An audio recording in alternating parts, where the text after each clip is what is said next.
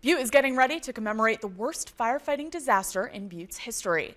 KXLF's John Amy tells us about a warehouse explosion that nearly wiped out every firefighter on the department more than a century ago.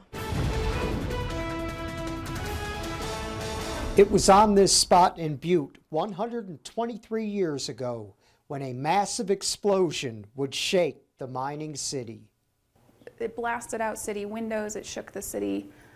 You could feel it miles away, hear it miles away. They saw it in Belgrade and they heard it in Willow Creek. It was so large.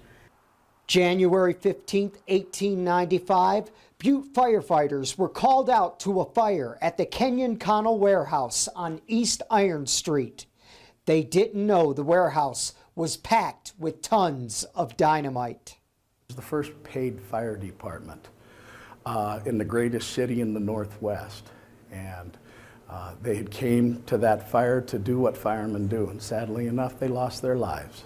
The fire set off 3 large explosions as firefighters arrived on the scene. It leveled buildings on the block and instantly killed 13 firefighters. In an incredibly sad tragedy, we lost all but 3. On top of that, another 40+ citizens who had rushed in after the first blast to do what Butte people do and lost their lives. This empty lot is the location of the Kenyon Connell warehouse, and it remains empty more than 120 years after the disaster. This utility pole sort of represents the unofficial marker for Ground Zero. A few years ago, somebody wrote "No memory" on this pole, but the Butte History Club hopes that this disaster will never be forgotten.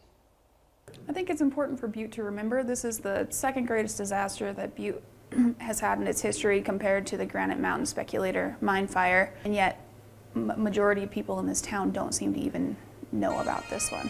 The club hopes to remind people by inviting them to a memorial service Sunday at 1 o'clock in the afternoon at the fire station on Mercury Street.